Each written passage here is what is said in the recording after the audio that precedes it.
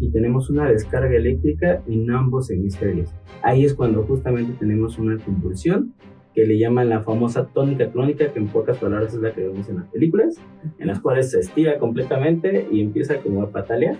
Esa es una convulsión tónica clónica. Una convulsión es aquel movimiento involuntario, pero con pérdida de conciencia. Eran convulsiones ausentes, el paciente se quedaba completamente tirado, salivaba, perdía el control del esfínter, pero no temblaba. Algo que lo detona. Sí, definitivamente, además del alimento, los ruidos. Los ruidos son también a veces bien importantes. Hay tutores que todo el tiempo están trabajando y no pueden medicarlos tan seguido. Entonces ya me tengo que adaptar a otros medicamentos para que puedan tener la oportunidad de medicarlo. Siempre busco 4 puntos importantes para decir, logramos el objetivo.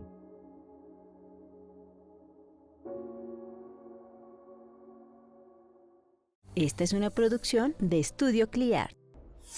Hola, bienvenidos a su nuevo episodio de Entre Vets y Peludos. Soy la médico veterinario Abigail Cacho López. Estamos inaugurando nuestra 4ª temporada en compañía de un médico que ustedes han solicitado mucho. Han tenido muchas dudas en cuanto a neurología, así que se los debía y aquí está. Estamos en compañía del médico neurólogo Jesús Santiago Bueno. Doctor, muy buen día, ¿cómo estás? ¿Qué tal? Buen día, ¿bien? ¿Todo bien? Muy bien. Todo normal. Perfecto. ¿Ya emocionado porque vamos a tener este episodio contigo? Sí, ya, para dar un poco de información, a ver cómo nos va con este tema tan peculiar y creo que algo importante, el poder empezar a descubrir cómo es la parte de neurología. A veces pensamos que en realidad es a veces el comportamiento y hay algo bien importante ahí con la parte clínica, entonces sí vale la pena como hablar sobre este tipo de cosas. Así es, entonces todas las personas que han solicitado este tema, yo espero que estén muy atentas aquí contigo. Muy bien. Oye, cuéntame, ¿a qué te has dedicado tú? ¿Qué haces actualmente? Pues actualmente estamos trabajando en un hospital, somos un hospital de neurología, independientemente también hacemos otro tipo de cosas, tratamos de abrir otro tipo de subespecialidades o especialidades. Sin embargo, al 100% nosotros trabajamos ahí. Hacemos neurología clínica, neurocirugía, resonancia, también eso es lo que hacemos mucho. Es una parte le llamamos neuroimagen, que es algo muy importante. Y también creo que algo que nos ha tocado mucho, hacer diagnóstico, que ese es el punto. A veces llegan pacientes que nos comentan, es que es neurología. Y en realidad no lo es, es remitido de otros compañeros, de otros colegas. Pero ayudamos a poder distinguir, no, esto no es neurología, pero te ayudamos a esto y a lo mejor hasta lo podemos remitir con alguien que en realidad sí le pertenece su caso, ¿sale? Claro, exactamente. Porque, pues a veces tenemos mucho desconocimiento de estos temas y entonces por eso aquí es que te trajimos a ti para que nos expliques todas esas cosas. Muy bien. Que son muy interesantes. Por ejemplo, ¿cómo podemos saber qué pasa en el cerebro de nuestra mascota cuando tiene una convulsión? Eso es algo más, es algo complejo. Definitivamente creo que lo vamos a hacer de una manera mucho más amigable, más para poder entenderlo. Sí, por favor. ¿Qué es lo que pasa en un cerebro? Pues en pocas palabras, un cerebro cuando convulsiona, lo único que pasa es que hay una descarga eléctrica. La descarga eléctrica puede ser de varias razones. O sea, ¿cómo es una convulsión? Simplemente tenemos una descarga eléctrica anormal en el cerebro, que puede ser desde algo focal, algo pequeño, un simple lóbulo, una parte de su cerebro, hasta que se puede convertir en algo general y tenemos una descarga eléctrica en ambos hemisferios. Ahí es cuando justamente tenemos una convulsión que le llaman la famosa tónica clónica, que en pocas palabras es la que vemos en las películas, en las cuales se estira completamente y empieza como a patalear. Esa es una convulsión tónica clónica, pero dependiendo de la descarga eléctrica y la cantidad de neuronas afectadas, es el tipo de convulsión, que eso es algo bien importante que también podríamos tomar en cuenta. Okay. Que existen diferentes tipos de convulsiones y no necesariamente la que vemos en las películas. ¿Y cuáles son estos tipos diferentes de convulsiones? Muy bien. Tenemos convulsiones focales. Justamente tenemos no sé si han visto el famoso tic del ojo. ese tic que hasta a nosotros nos pasa, eso es un movimiento involuntario del músculo. Simplemente eso se puede llamar una convulsión focal. Tenemos una convulsión parcial compleja en la cual tenemos un movimiento del rostro involuntario. Tenemos como si el perro quisiera ladrar, gruñir, y tenemos también convulsiones ausentes. Esas convulsiones ausentes, no sé si han llegado a escuchar de un paciente que se encuentra viendo a la nada, que está a lo mejor viendo hacia la ventana, viendo hacia el techo, y se queda como un rato ahí, como observando las cosas. Pacientes que están lamiendo el aire, o pacientes que están como si estuvieran queriendo atrapar una mosca. Eso es una convulsión ausente. Y ahí justamente tenemos exactamente una estructura del cerebro que tenemos con una normalidad eléctrica, y luego ya las convulsiones tónicas clónicas. Oye, y entonces, porque a veces podemos confundir entre el término de epilepsia y convulsión. ¿Cuál es la diferencia entre una y otra? Ok, la convulsión, de hecho, en realidad, creo que el término convulsión es el que vamos a usar, creo que es el que deberíamos de usar. Una convulsión es aquella descarga, aquel movimiento involuntario. Movimiento involuntario, pero con pérdida de conciencia. Eso es muy importante saberlo. Cuando tenemos una convulsión, siempre vamos a encontrar a un paciente con movimientos involuntarios en esfínteres, que saliva mucho, que miembros, y algo bien importante es la pérdida de conciencia. Si en este caso, nuestro perrito, nuestro gatito, no tiene pérdida de conciencia, es muy probable que a lo mejor no sea una convulsión y sea otra cosa. Pero en este caso, una convulsión es eso. A diferencia de una epilepsia, que es lo que queríamos tocar, la epilepsia normalmente le llamamos ya al diagnóstico a lo mejor final, en donde no sabemos qué está pasando con este chaparrito. O sea, podemos decir una epilepsia idiopática, pues es aquella que no sabemos por qué tiene convulsiones, pero tiene epilepsia. Ahora, para poder decir epilepsia es cuando tenemos un movimiento repetitivo cada 5 o 10 minutos. O sea, tenemos una convulsión, otra convulsión, otra convulsión. Ya tenemos un estado epiléptico de nuestro paciente, o le llamamos estatus epiléptico. Y cuando tenemos todavía este estatus epiléptico sin saber qué es lo que lo detona, o sea, todavía no se ha hecho una resonancia, todavía no se han hecho estudios complementarios como para decir, oye, ¿sabes qué? Este muchachín tiene convulsiones por culpa de esto. Normalmente le llamamos epilepsia criptogénica. Entonces, sí son como diferentes términos ahí, pero en pocas palabras, convulsiones, tenemos todo aquel perrito que tiene un movimiento involuntario, en la cual son focales, un ojo, los famosos perritos con moquillo que parece que están como bailando. Eso es una convulsión focal. Tenemos una convulsión parcial compleja. En este caso es muy difícil verlo ahorita que no tenemos un video, pero pues imagínense un perrito que quiere sonreír, que quiere gruñir, pero en realidad no lo hace. Automáticamente su cuerpo lo está mandando involuntariamente.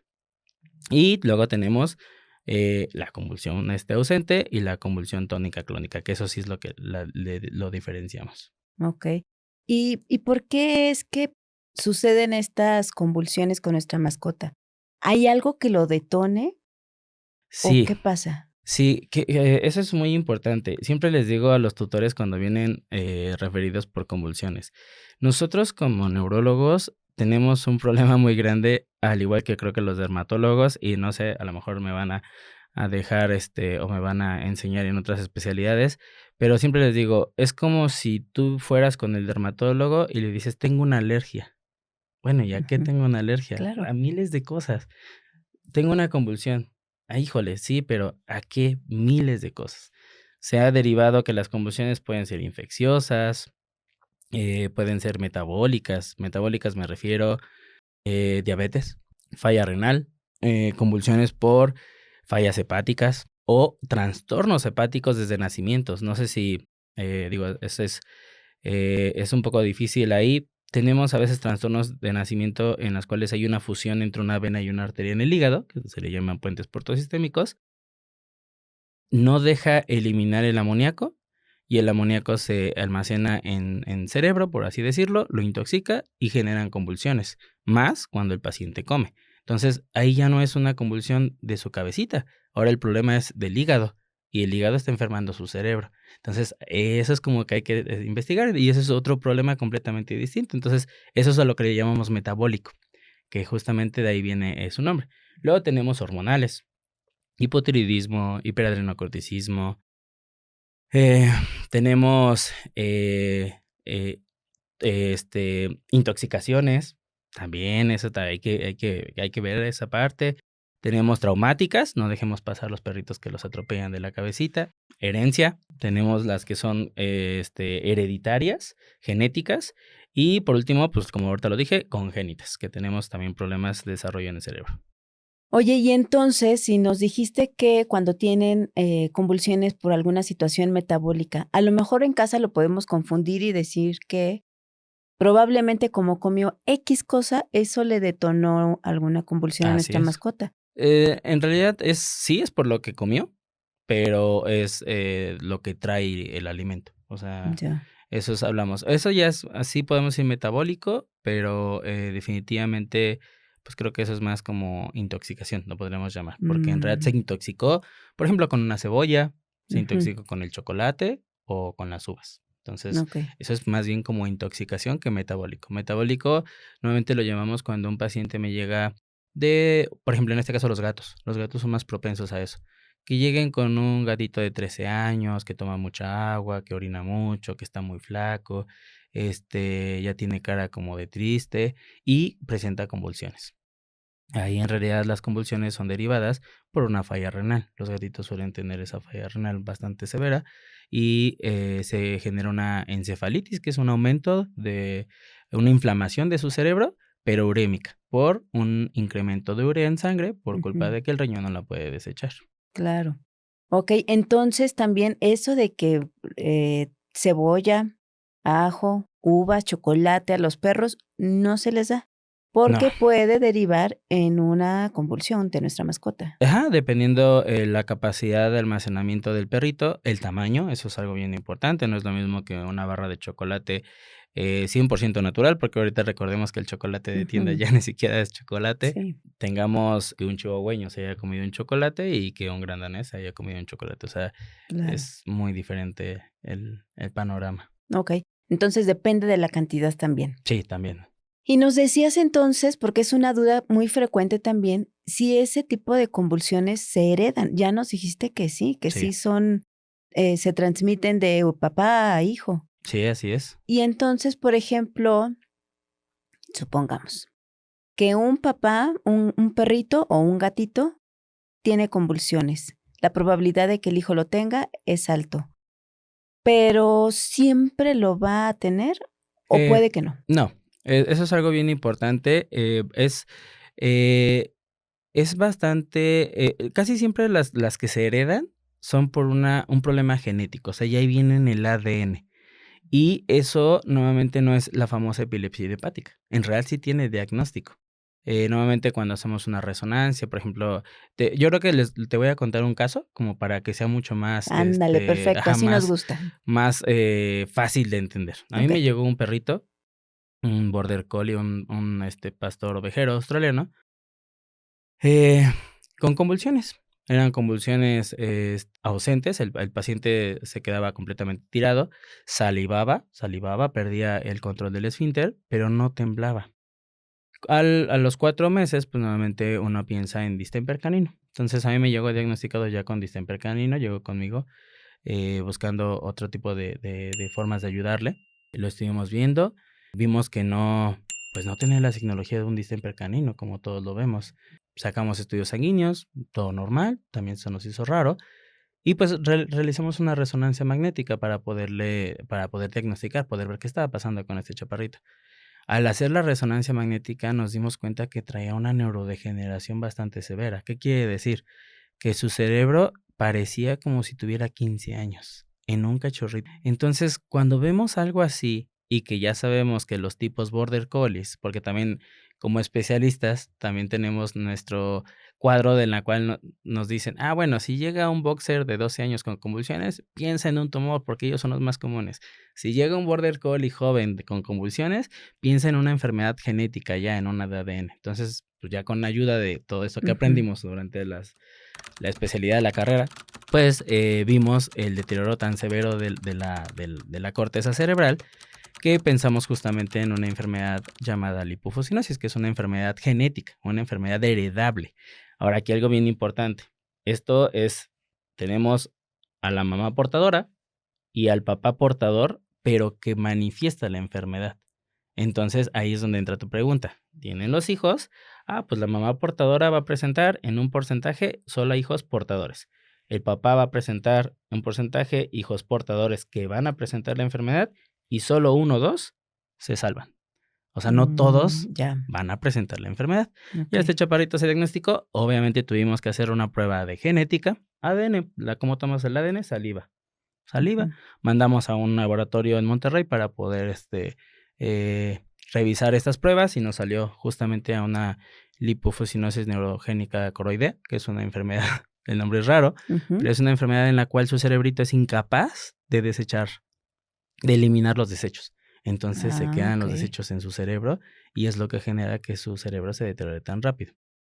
Afortunadamente este chaparrito está bien, está controlado, pero es una enfermedad que sabemos que va a tener un desenlace en algún momento, pero el punto es dar calidad de vida. Claro, y entonces ahí lo recomendable, aunque esté medicado, esté con sus seguimientos y demás, es que ese perrito no se ocupe para reproducción. Sí, efectivamente. Esos perritos que son diagnosticados porque hay miles de enfermedades genéticas, no se recomienda cruzar, Claro, definitivamente, porque si no los hijos van a salir igual. exactamente. Y lo que queremos es justamente lo que dijiste, calidad de vida. Entonces, sí, ya sabemos que tiene ese diagnóstico, pues no hay que seguir reproduciendo ese perrito. Así es, Oye, efectivamente. y nos platicaste algo que se me hizo muy interesante, que había que hacer pruebas para llegar a un diagnóstico. Así es. Llega un perrito contigo. ¿Qué pruebas se le tienen que hacer? Fíjate que va a depender mucho de nosotros. O sea, te voy a explicar cómo es nuestro procedimiento en el hospital. Ujú. Nosotros en el hospital no llegamos y revisamos el cerebro. Definitivamente no. Nosotros nos llega un perrito enfermo, un gatito enfermo, vamos a revisar al gatito o al perrito.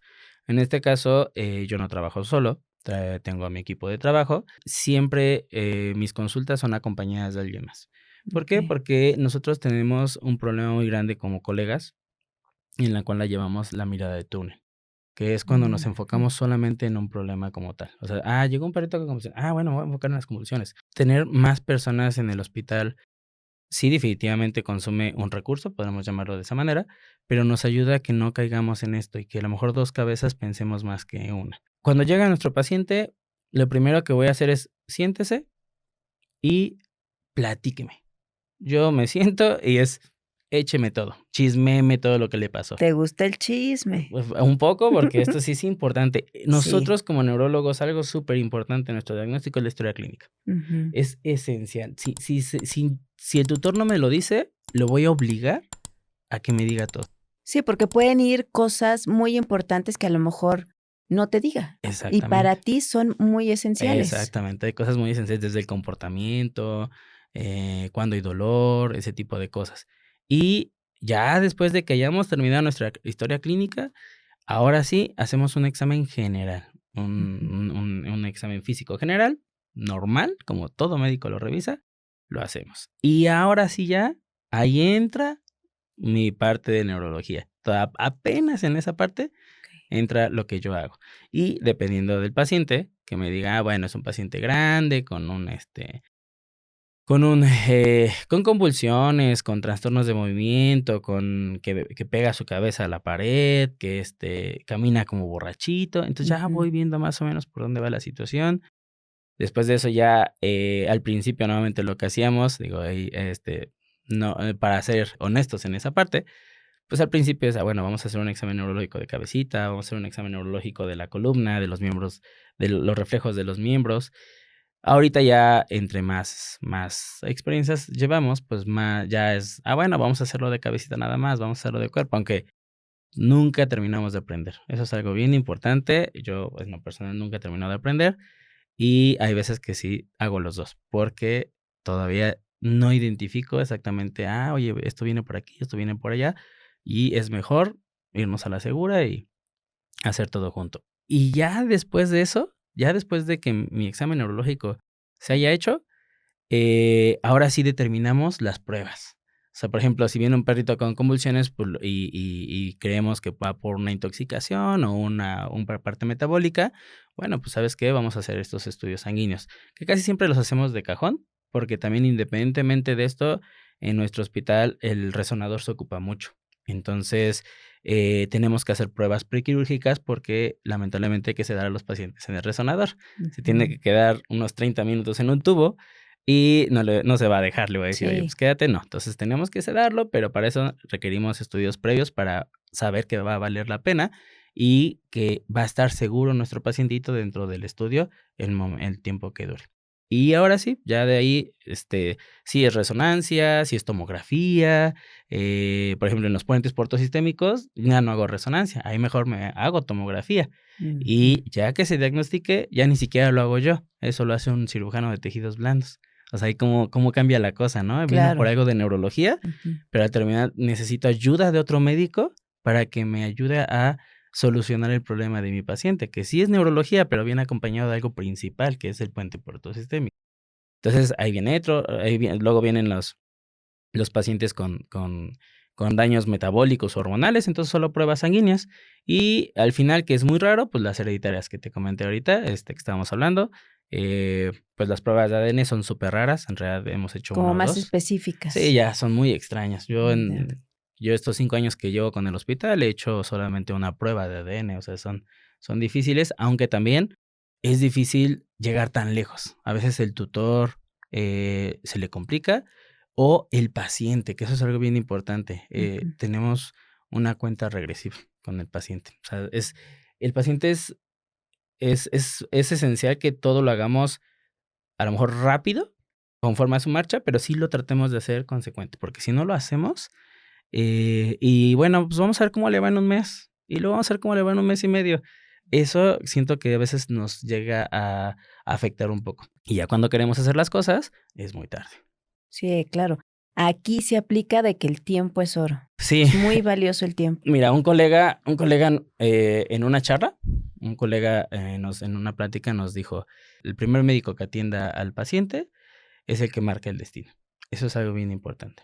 Y lo decimos en general, simplemente el primer médico que aborda al paciente que no es neurólogo tiene dos opciones.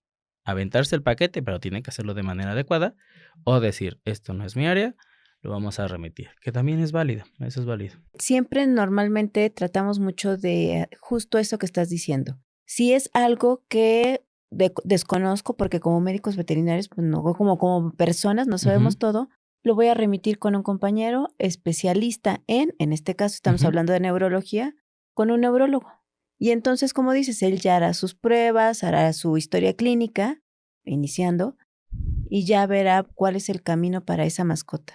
Pero fíjate que también algo que nos han preguntado mucho también es cómo puedo saber si mi mascota, nos lo decías en un inicio, puede tener esas convulsiones muy de vez en cuando o convulsiones que sean muy consecutivas.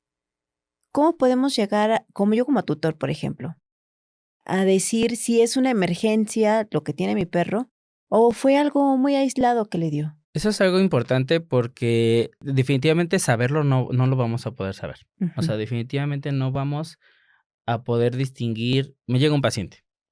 Es que llegó Chancho porque convulsionó hace 2 minutos en el departamento de aquí enfrente. Bueno. ¿Es la primera vez que le pasó? Sí. ¿Qué edad tiene? No, pues está joven.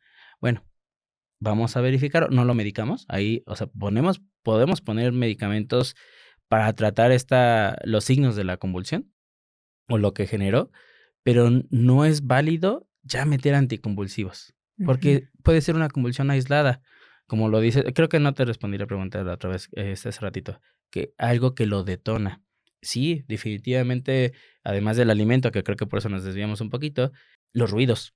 Los ruidos son también a veces bien importantes. Que pasó la moto y el perrito era muy nervioso, que se le cayó al vecino, porque luego sí ha pasado que se caen los trastes de vidrio. Ese ruido es tan agudo para el paciente, para el perrito, que desata una convulsión. Entonces, ahí es donde entra la parte de, bueno, primero hay que averiguar por qué convulsionó antes de medicar. No es, no, Ujú. no tenga, le doy el anticonvulsivo, tenga esto y bueno, pues ahí me avisa cómo le va. No, en realidad es verificar si se va a volver a repetir. Eso sí no lo sabemos. Los tutores, yo siempre les digo, yo sé que tenemos nosotros en nuestra área un daño emocional hacia el tutor. O sea, simplemente me pongo yo y creo que tú estás en la misma situación en la cual decimos, oye, bueno, si mi perrito de hace 12 años está convulsionando, oye, pues yo me voy a sentir muy mal. Claro. Ujú. Entonces yo entiendo al tutor, oye, a ver, relájate, tranquilízate, no va a pasar nada, vamos a ver cómo vamos a solucionar. Necesitamos averiguar si se va a volver a repetir. Y sobre eso ya decidir si en realidad lo medicamos, qué tipo de estudio hacemos y cómo abordar al paciente de una manera. Pero, por ejemplo, ahorita, un ejemplo ayer, con un paciente también primerizo, ayer me tocó dar una consulta en otro hospital, después de terminar una resonancia, un boxer de 12 años que tuvo una convulsión en la mañana, su primera convulsión. Obviamente, el tutor estaba espantado, lo fue a llevar al hospital y en el hospital tuvo otra convulsión. Pero el problema es que tuvo una convulsión, una segunda convulsión, que lamentablemente dejó al paciente en un estado, para hacerlo entender, en la cual inconsciente. O sea, él siente dolor, pero es incapaz de poderse mover, con la mitad de cara paralizada. Entonces, Ok. ya es un tema en la cual ahí entra una perspectiva diferente. Ujú. No, a él sí tenemos que abordarlo luego, ¿sí me explico? Pero un paciente que convulsionó, está en la clínica y llegó normal y feliz y moviendo la cola. No, pues ¿cuándo convulsionó? No, pues hace 2 minutos, pero ahorita ya está muy bien. Ah, Ujú. bueno, entonces déjeme ver, vamos a ver si vuelve a convulsionar, hay que estarlo checando. Mientras, vamos a darle un protector neurológico, un antioxidante, cualquier tipo de cosa para poder ayudar un poquito. Esperarnos, sí, forzosamente a saber si sí lo voy a medicar, porque también ya medicar a un paciente también a veces es casar al tutor con el paciente, o sea, con el perrito, de que ya lo tiene que medicar cada 12 horas, cada 8 y no se lo puede quitar. Entonces ya es algo, un compromiso Claro. bastante importante. Entonces, lo importante aquí, por lo que te entendí, es si tuvo mi perrito una convulsión, esperar cómo se va comportando, si es que presenta alguna convulsión para poder medicar. Exactamente. Cuéntanos, por favor, ¿qué razas son predisponentes? Pues mira, es que no son tanto predisponentes, más bien hay que recordar y vuelvo a enfatizar en convulsión y en Ujú. epilepsia. Convulsión y epilepsia, ahorita lo vamos a llamar como algo similar, solo son signos. No es una enfermedad. Eso es bien importante. Hay que considerar que la convulsión es un signo. Okay. Entonces, no vamos a decir que el paciente es predispuesto a convulsiones. Más bien, el paciente es, por ejemplo, un ejemplo, el boxer.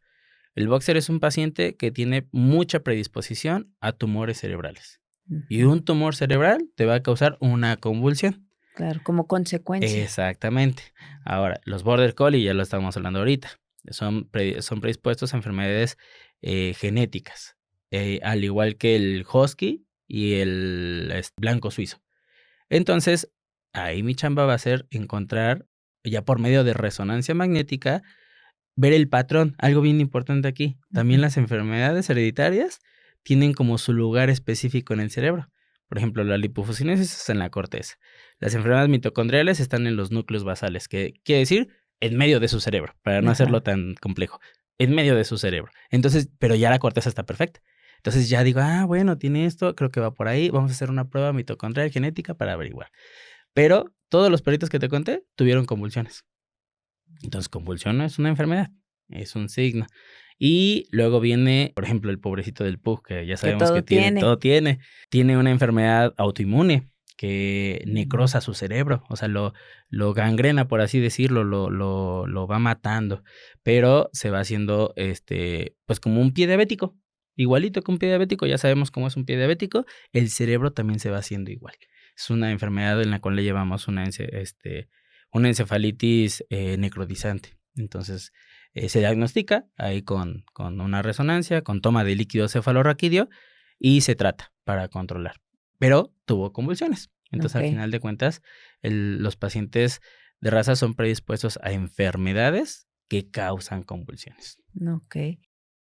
Hace rato nos decías que en tu consulta están 2 médicos justamente para no tener esa visión de túnel y tener más ojos para ese pacientito Así es. y verlo completo todo, como algo integral. Pero me llama aquí la atención, si ciertas razas, por ejemplo, ya nos dijiste que hay perritos que hay que ver la parte media de su cerebro. Hay perritos entonces en los que tú ya te enfocas cuando vas a hacer tu estudio. ¿Qué parte exactamente de su cerebro vas a ver? ¿O analizas todo completamente? Cuando hago un estudio, Una resonancia. ok, una resonancia. No, sí. Específicamente hablando de resonancias, definitivamente sí vamos a hacer, por ejemplo, llega un paciente, ¿no? Con, por ejemplo, un Alaska, el husky que te comentaba. Tiene convulsiones, pero es un husky de 2 años, está joven, no hubo signología de intoxicaciones y todo eso. Traía signos neurológicos en su examen neurológico, sí traía signos, o sea, traía déficit. ¿Déficit de qué? Por ejemplo, el perrito no sabía que era una amenaza para él. O sea, él podría ver el desfiladero y se volvió a aventar. Y si sobrevive, se volvería a aventar. Ya. Una alberca también. Si un carro viene y lo atropella y va a venir otro carro, no sabe que le va a hacer daño. Problemas de reflejo tiempo-espacio, por ejemplo, que no sabe el escalón a qué altura está y pues se tropieza. O sea, en pocas palabras, para decirlo, era un perro bobo. ¿Sí me explico? A veces la palabra, perdón por decirlo, pero creo que es la mejor forma de poder explicar eh, cómo un husky que es inteligente, es casi autoritario, le gusta hacer las cosas porque él quiere, Sí. a un perro que es completamente distinto, entonces no es normal. Entonces, ahí yo ya creo que qué es lo que está pasando, y entonces cuando hago una resonancia magnética, lo hago para corroborar lo que creo que tiene mi paciente. No es para Okey. ver qué sale, porque a veces es complicado una resonancia aún así, eh, lo vemos, y si vemos un daño estructural, un tumor o una degeneración cortical o hidrocefalia, son muy fáciles de distinguir, pero ya enfermedades muy puntuales, ya no. Entonces ahí es donde entra la capacidad de decir, voy a buscar algo en medio de su cerebro. Bueno, entonces ahora me voy a enfocar en medio de su cerebro. Pero independientemente de esto, sí hacemos una resonancia completa de su cerebro. Qué interesante está todo esto. Y yo creo que la gente que nos esté escuchando también va a estar súper interesada en esto. Y otra pregunta que también nos han hecho muchos, ¿sabes? Cuando tu mascota está teniendo una convulsión, ¿qué debes hacer y qué no debes hacer? Esta Mm, convulsión en casa. ya. Y como decías hace rato, estamos todos angustiados, espantados porque es la primera vez que le pasa a nuestra mascota. Sí, claro. Algo bien importante que no, yo creo que vamos a empezar con no debemos hacer, Ujú. es meter los dedos a la boca. Ok. Eso sí, no metan los dedos a la boca porque se van a quedar sin dedos.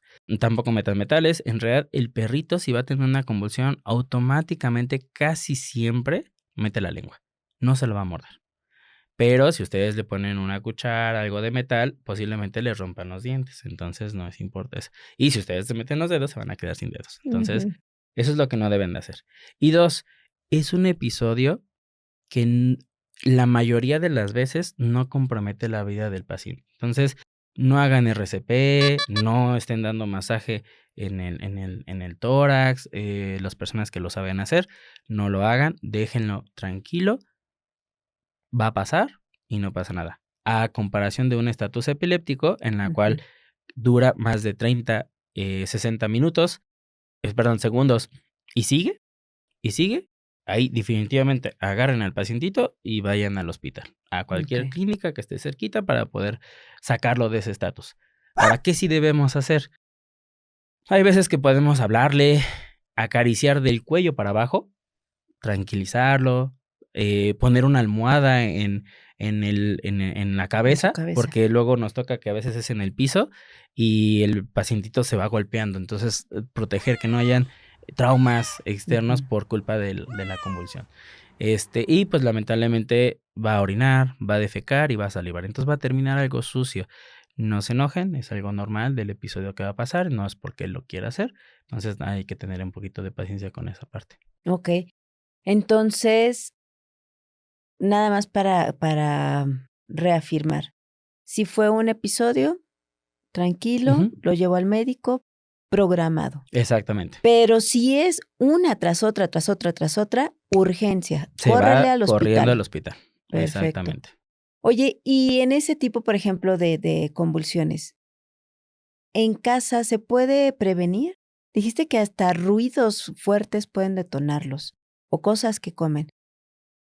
¿Podemos prevenir de alguna manera todas esas situaciones? Mira, prevenirlas no, es complicado prevenirlas. Lo único que pasa y que les puedo contar de experiencias en tutores, porque los tutores también me cuentan, te digo, me gusta El chisme. chismear con ellos, hacerlos sentir como en casa, como que, o sea, que se sientan cómodos, que no solo soy el médico que va a atender a su perrito y lo va a sacar. Trato de estar con ellos, o sea, de hacerme parte de su sentimiento de que él y yo lo vamos a rescatar, no que solo yo, que se Claro. sienta parte del proceso, porque la neurología es difícil. O sea, es una, digo, y perdón que lo diga, pero es una carrera difícil. No hay muchos neurólogos, porque creo yo que algo que nos complica mucho es que el paciente no nos habla. Entonces, que él nos diga, Ujú. oye, es que me está temblando el ojo, es que la puerta la veo muy lejos, o veo borroso, o me quedé ciego, me duele mucho mi cabeza, no me puedo tocar mi pancita. Pues no, lo tenemos que interpretar nosotros, y eso es complicado. Dos, hay que tener mucha paciencia, porque pues a lo mejor el 50% son pacientes nuevos y el otro 50% son pacientes que ya llevan mucho tiempo enfermos. Entonces, ayudarles es difícil. Y tres, lamentablemente sigue siendo una especialidad tanto para el médico o veterinario cara, porque los cursos pues son caros, y el tutor. Para el tutor también el recurso es Claro. caro. O sea, realizar una resonancia magnética, una cirugía cerebral, pruebas de ADN, pues es caro. Entonces, pues es Ujú. difícil, es difícil. Regresando a esto de que involucramos al tutor para que nos ayude, hay muchos tutores que ya empiezan a detectar las fases de la convulsión.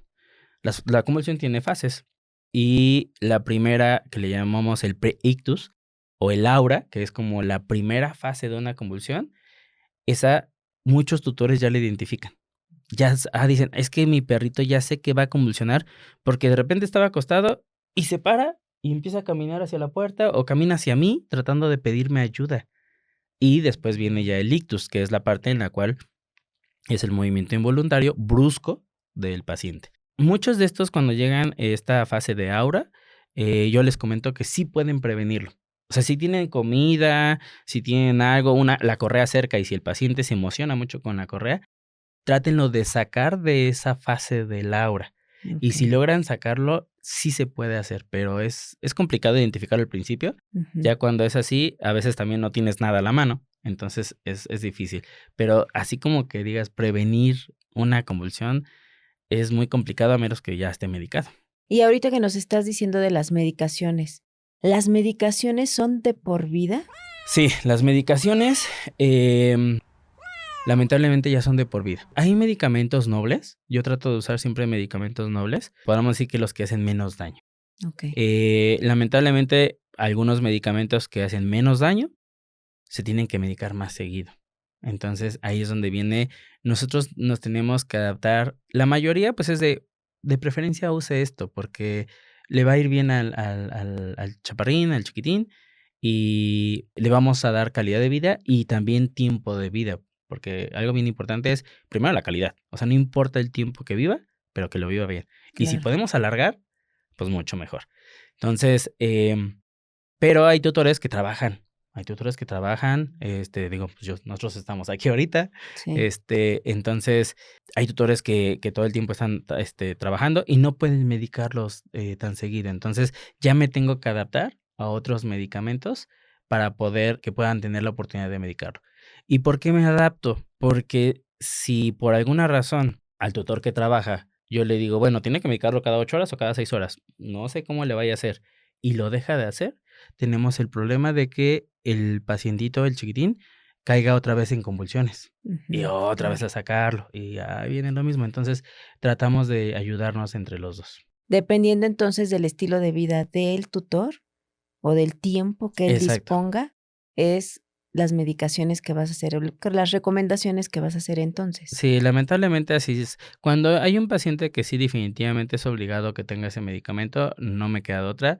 Sí le digo al tutor, bueno, pues es que ahora sí que pues usted aprenda, ayúdese, o sea, un poquito, también ahí es un problema. Y ha pasado, hay tutores que dicen, bueno, es que yo la verdad no voy a poder, lo voy a dar en adopción. Ahorita ya salió también el servicio de guardería y pensión de cuidados especiales, que ya cada vez nos estamos haciendo el hecho, creo que tuviste una charla anteriormente de la humanización De ajá, de mascotas. mascotas, ¿no? Ujú. Entonces, a lo mejor no humanizamos a la mascota, pero ya los tutores, por ejemplo, ¿yo por qué hago resonancias? Porque el tutor bueno, es que, ¿qué puedo hacer más? ¿Hay oportunidad de hacer algo más? Pues sí, pero no la tengo. Entonces, mi labor fue buscar el contacto de un resonador para poder trabajar en el resonador. Claro. Entonces, ahorita ya los tutores piden, bueno, es que yo me quiero ir de vacaciones con mi esposa, pero no me puedo llevar a mi perrito que medico cada 8 horas. ¿Qué pasa? Entonces, ya se abrieron pensiones de cuidados especiales, pensiones que llevas a tu perrito y lo van a tratar como si fuera el tutor. Lo medican cada 8 horas, están ahí checándolo, le dan estas terapias, los llevan a sus fisioterapias. Luego me ha tocado, en un momento otro me llegó un paciente de San Juan del Río con un problema de columna, lo operamos, pero no puede llevarlo a fisioterapia. Entonces lo dejó 2 meses en esa pensión y esa pensión lo llevaba a fisioterapia. Ya el paciente se entregó caminando y todo, pero pues ya el tutor, digo, ahí entran los recursos, ¿no? El tutor dijo, Claro. bueno, pues yo sí puedo a lo mejor pagar este servicio, bueno, pues Ujú. adelante. Y los que no, pues hay que hacer un esfuerzo. Todo, o sea, digo, todo es, ahora sí que para todos hay algo. Unos tienen otras oportunidades, otros no. Pero al final de cuentas, todo lo que hacemos es para el bien del pacientito, para el bien del muchachín. Claro, dijiste 2 palabras clave: calidad de vida y también por el bienestar de vida. Oye, pero entonces hay como, a lo mejor está un poco complicado, pero ¿hay manera de decir, este perrito, por el diagnóstico que tiene, va a durar tanto tiempo? ¿O no es viable decir eso? Sí, sí, normalmente nosotros sí lo decimos. Cuando tenemos un problema, un ejemplo, un tumor, tenemos un tumor cerebral, es operable. Normalmente el tiempo de vida promedio después de una cirugía suele ser entre 18 y 32 meses, ¿sí? Entonces es importante que el tutor sepa que vamos a operar a su perrito, vamos a hacer esto, necesita tratamiento oncológico, pero el paciente es muy probable que viva entre 18 y 32 meses. Ahora, eso es un tumor benigno. Cuando tenemos un tumor maligno, el tiempo promedio de vida son entre 4 y 8 meses. Ya. Ese es corto. Entonces, eso es algo que sí podemos saber. Con Ujú. enfermedades autoinmunes es imposible. He tenido pacientes que han vivido un largo tiempo, he tenido pacientes que han vivido muy poquito. Yo la forma de hablar con los tutores es decirle, primero vamos a tratar de hacer todo lo posible para ayudar a su mascota. 2, siempre busco 4 puntos importantes para decir, logramos el objetivo. Ujú. Y eso es algo bien importante. 1, es que nuestro paciente tenga un problema tumoral, tenga un problema de cabeza o de columna o muscular, pueda desplazarse del punto A al punto B sin necesidad de ayuda humana.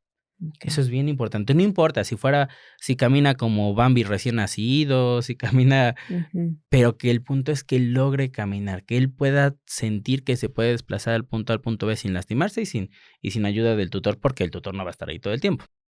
2, que pueda comer y tomar agua por sí solo. Eso es algo bien importante.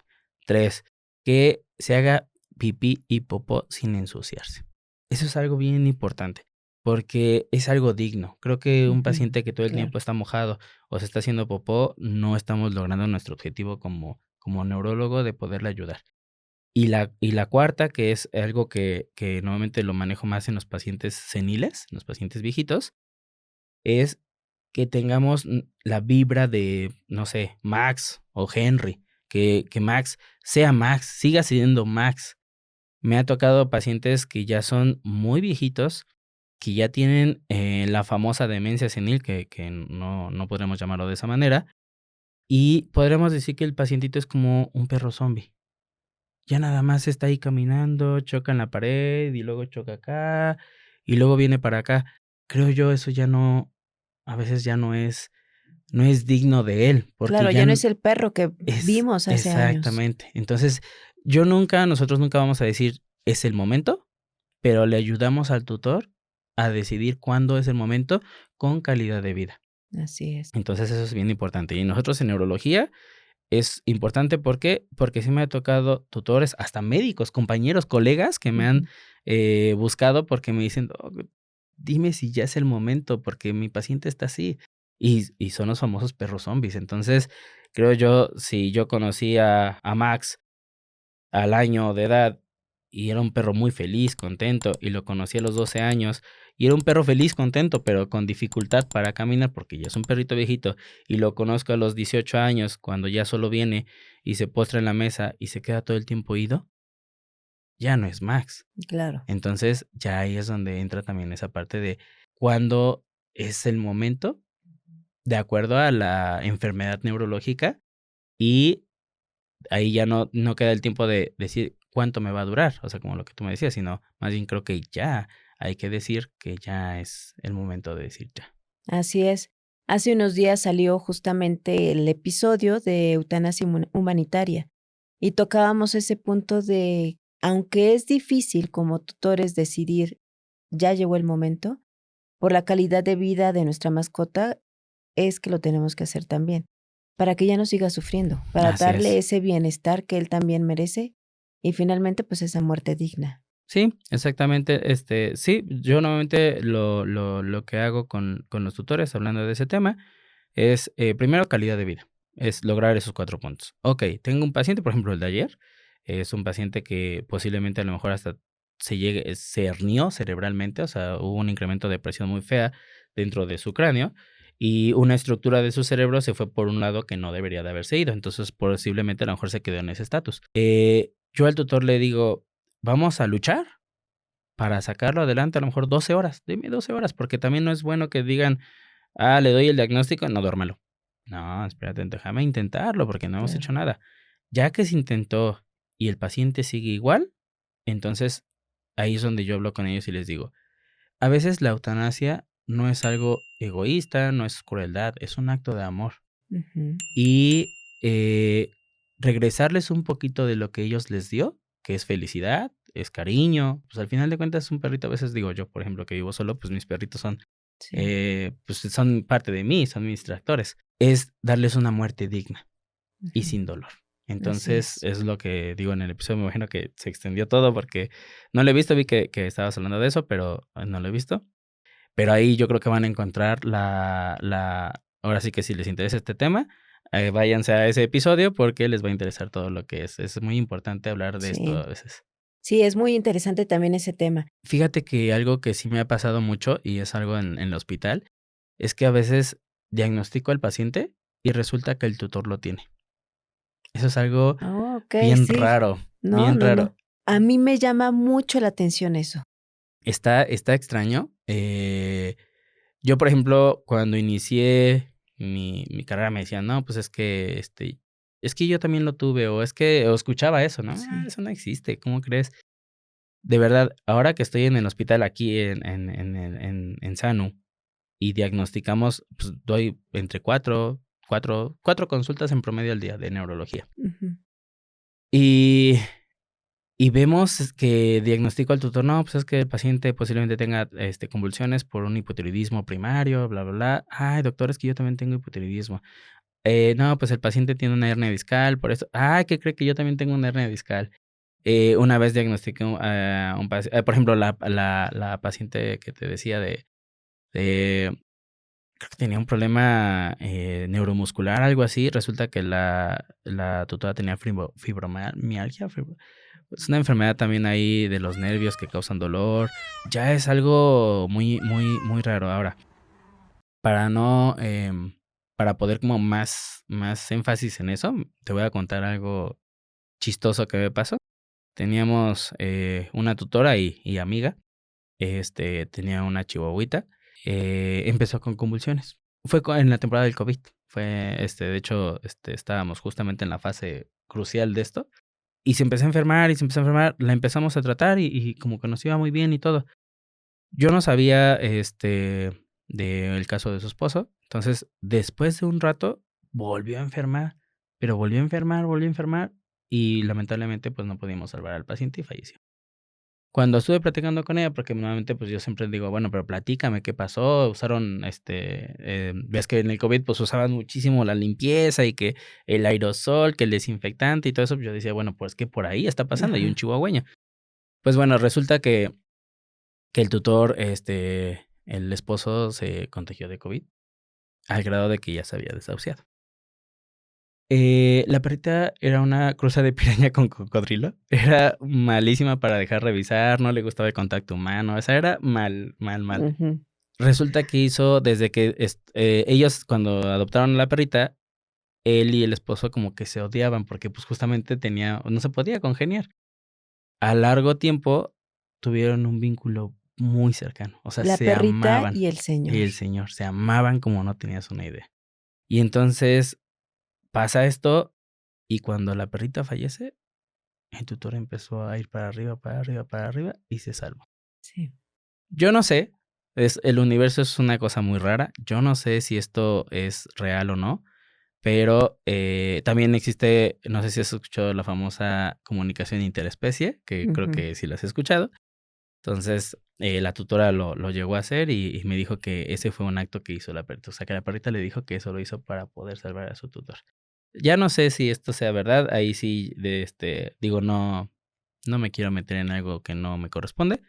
Pero lo que sí es que la incidencia de lo que yo diagnostico y lo que tiene el tutor sí se ha incrementado. Sí. Porque a lo mejor es algo que ya psicológicamente el tutor lo relaciona o a lo mejor sí es real, quién sabe. Una vez alguien me dijo que los perritos son unos ángeles de 4 patitas que vienen aquí a salvarnos, no lo sé, pero bueno, ahora sí que ya es parte del universo. No lo hemos comprobado, pero tampoco tenemos duda de ello. Yo también soy fiel creyente de eso justamente, de que y lo comprobé en la clínica. El perrito estaba enfermo de, no sé, mira mi mente ahorita, del corazón, Ujú. y la señora tenía un problema cardíaco. Y como ese te puedo contar más casos. Entonces, sí, yo creo que sí hay muchísima relación y mucho vínculo entre el tutor o el humano, en este caso, y la mascotita. Pero eso, mijito, ya lo veremos en otro episodio porque sí, si alguien sabe de estos temas, por favor, está cordialmente invitado a este podcast para tener esta charla que a mí en lo personal se me hace muy, muy, muy interesante. Y bueno, ya saldremos de dudas, ¿qué te Pues parece? sí, me ¿No? parece muy bien. Muy bien. Doctor, pues ya estamos finalizando ya este episodio. Siempre les pido que al final nos den ese último consejo, última recomendación. Si algo se te olvidó por ahí en el camino, ahorita es el momento. Muy bien. Mira, yo creo que, hablamos de convulsiones, ¿Sí? hablamos de epilepsia, ya Ujú. sabemos que convulsiones son signos como tal. La epilepsia no es una enfermedad, también es un conjunto de signos, pero algo bien importante, y que se lo digo, apenas me tocó dar una charla a colegas y le dije a mis colegas, no todo es epilepsia. Eso es algo bien importante. Hay trastornos de movimiento, hay movimientos involuntarios que parecen convulsiones, pero no lo son, que se llaman unas disquinesias paroxísticas, nombres muy, ¿cómo le llamamos? Raros. Raros, exactamente, que no vamos a comentar. Hay enfermedades neuromusculares, y luego ya, eso estábamos hablando solamente de la parte de la cabeza. Tenemos enfermedades de los nervios que salen de la cabeza, y luego si nos vamos a la columna, tenemos las famosas hernias discales, que me imagino que son las que más se escuchan, pero también hay justamente infartos medulares, infecciones medulares, tenemos trombos. Entonces, cuando hablamos de neurología, no hablamos de epilepsia, no hablamos de convulsiones. Creo que aquí no, o sea, es enfocado en un tema, pero definitivamente es algo muy grande, es un universo muy grande la neurología, que vale la pena abrir nuestro panorama como tutor, vale la pena decir, es que creo que esto es neurología. Ahora, viendo esta parte, ya se ha abierto una una clínica de comportamiento, una rama que le llaman zoopsiquiatría, que es algo neurológico de comportamiento, pero no es clínico. Pues yo soy clínico, entonces ya Ujú. tiene que verlo alguien completamente distinto. Luego después, para poder nosotros llegar a un diagnóstico, el tutor debe de estar consciente que hay que trabajarlo. O sea, Claro. definitivamente eso es algo bien importante. Estudios sanguíneos, nuestros exámenes neurológicos, una resonancia magnética, una tomografía, estudios de genética. Ahorita, por ejemplo, ya se salió que un trastorno de movimiento es por la intolerancia al gluten. Entonces, o sea, ya es Mm, algo como más, estamos abriendo nuestras ramas. Cada vez nos capacitamos, cada vez aprendemos más y ujú. cada vez aprendemos que hay más enfermedades. Antes era convulsiones y hernias discales. Ahora ya no, ahora ya son muchas cosas. Se va especializando más entonces. Exactamente. Entonces, ese es un tema en la cual yo creo que vale la pena, concluir con esto, eh, que a veces es complicado también las enfermedades neurológicas al principio. Es difícil que el tutor las entienda, porque creo que eso es algo muy importante. El tutor no entiende la magnitud de la situación y, nuestra chamba es hacerle entender Ujú. que sí está grande la magnitud, pero que lo podemos resolver, que lo podemos trabajar. Si nosotros espantamos al tutor diciendo: "Bueno, es que, pues no tiene esto, yo creo que no tiene solución", definitivamente creo que estamos mal. Tanto como tutores, si aceptas, y como médico, creo que eso no es lo que debemos de hacer. Debemos de ayudarnos un poquito y, como se los dije en la charla, apoyémonos entre el gremio. O sea, los médicos veterinarios somos colegas que debemos de estar unidos. Entonces, a mí si un médico me dice: "Oye, doc, échame la mano porque, tengo este paciente así", eh yo le echo la mano. Oye, ¿sabes qué? ¿Ya tienes esto? No, tengo el otro. No, híjole, échamelo. Pero si lo tienes, yo te ayudo. Claro. Vamos. Entonces, y al tutor, también al tutor se le da. Hay tutores que nos avisan, oye, doc, estoy en Morelia, pero tengo este tema. Estoy en Puebla, pero tengo este tema. ¿Me echas la mano? Sí, lo podemos hacer. Y si no, nos vamos con otros colegas. Hay más colegas neurólogos que están en México, en Veracruz, en otros estados. Y oye, pues te queda más cerca Veracruz, te queda más cerca México, pues ya existen muchas cosas de ese tipo. Claro. Hace rato dijiste, retomando lo que nos estás diciendo, dijiste una palabra que me gustó, luchar. Luchar por la vida de ese pacientito hasta donde esté la capacidad de nuestras manos. Y si se sale, hay otros colegas. Así Hay es. otros colegas que nos pueden ayudar, que vamos a derivar a ese pacientito, pero siempre buscando la calidad de vida y el bienestar de esa mascota. Sí, así es, exactamente. Pues doctor, muchísimas gracias. Estuvo súper interesante este episodio. Se me hizo que fluyó como el agua y estuvo muy, muy, muy interesante. Yo creo que todos los tutores allá estaban ahí anote y anote y con muchas cosas que nos dejas de aprendizaje y de conocimiento. Te agradezco muchísimo No, de este nada. episodio. Por favor, despídete de nuestros escuchas, de nuestros amigos. Pues ahora sí que espero les haya agradado este episodio. Espero haber tenido la capacidad de comunicarles de una manera un poco noble y que se pueda explicar para que ustedes lo puedan entender, y sea más fácil la comunicación y que a veces el que vengan con nosotros es importante y a veces solamente con un consejo o una ayudita, una explicación podemos solucionar el problema, pero hay opciones. Y algo que sí se me olvidó decirte un poquito es que no siempre, ahorita lo comentamos, la neurología a veces es complicada, es cara, pero no necesariamente los estudios nos van a dar la respuesta. Podemos trabajar sin ellos. La experiencia que tenemos en el hospital nos ayuda un poco a que ya con lo que vemos podemos empezar con algo en lo que ganamos tiempo, a lo mejor ganamos el recurso, juntamos el recurso, pero siempre hay oportunidad ante todo. Así es, eso es importante también. Llevar a nuestra mascota con el médico especialista y él ya nos dirá qué procede, Exactamente, así es. qué es lo mejor para esa mascota. Así es. Y bien dijiste, es un tema complejo y por eso mismo es que te agradezco porque fuiste, creo que bastante claro para Qué las bueno. explicaciones que nos diste el día de hoy. Qué bueno. Así que, por favor, hay que aprovechar este episodio. Si ustedes tenían dudas, bueno, pues ya aquí está el doctor. Por favor, recuérdanos tus redes sociales. Bueno, ¿O dónde te encontramos? Normalmente tenemos el Instagram, que es Hospital Neurovet Sano, que es el Instagram ahí donde estamos. Y pronto estamos haciendo ya la página oficial del hospital, todavía no Ok. queda, ya la estaremos ahí comunicando. Así que muchísimas gracias a ustedes por estarnos viendo. Recuerden, suscríbanse, es la manera en la que ustedes nos apoyan para que podamos seguir teniendo contenido de calidad. Compartan esta información porque es vital. Si ustedes se lo comparten a 3 de sus amigos y esos a otros 3, la cadenita se va a ir haciendo, ¿verdad, Así doctor? es, exactamente. Entonces, compartan, por favor. Y nos seguimos viendo en este inicio de temporada número 4, que se fue volando ya el tiempo. Nos vemos en el siguiente episodio. Muchas gracias. Cuídense, hasta luego.